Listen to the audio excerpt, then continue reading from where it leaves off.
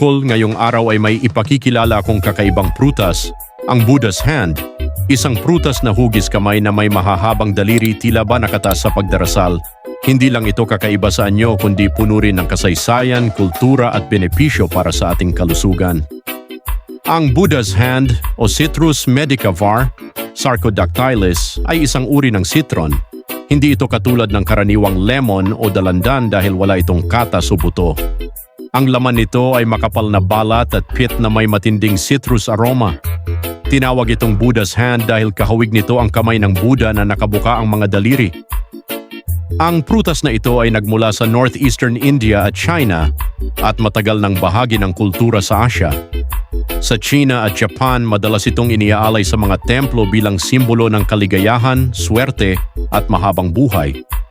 Ngayon makikita na rin ito sa iba't ibang bansa, kabilang ang mga taniman sa Mediterranean at maging sa Amerika. Kung nais mong magtanim ng Buddha's Hand, tandaan, mahilig ito sa mainit na klima at sikat ng araw. Kailangan ng well-drained soil at regular na dilig, pero iwasan ang sobrang tubig. Kapag namulaklak, maganda ang dilaw na bulaklak na kalaunan ay nagiging kakaibang prutas dahil citrus ito, maaari ring tabunan ng compost at organic fertilizer. Hindi lang ito pandekorasyon kundi may hatid ding maraming benepisyo, immune booster, mataas sa vitamin C, tumutulong laban sa sipon at infection, antioxidant, may flavonoids na lumalaban sa free radicals, nakakatulong sa anti-aging, digestive aid, nakakabawas ng kabag at indigestion, respiratory relief, ginagamit sa tradisyonal na medisina laban sa ubo at asthma, anti-inflammatory, nakakatulong sa arthritis at pananakit ng kalamnan. Stress reliever, ang bango nito ay ginagamit sa aromatherapy para sa relaxation. Heart health, nakakatulong sa pag-regulate ng blood pressure at cholesterol. Skincare, may antibacterial properties na nakakatulong sa acne at collagen production.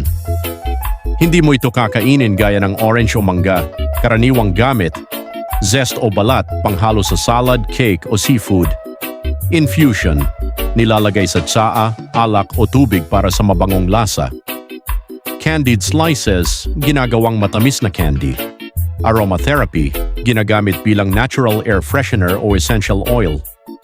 Religious offering, iniaalay sa mga templo bilang simbolo ng kasaganaan.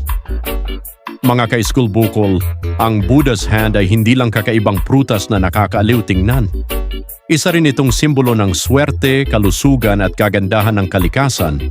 Kung minsan, ang mga bagay na kakaiba ang anyo, sila pa ang may pinakamalalim na kahulugan at benepisyo. Kaya't huwag kalimutan, ang Buddha's Hand ay prutas na nagbibigay ng kamay ng kalusugan at kasaganaan. Don't forget to like, subscribe, and share this video with your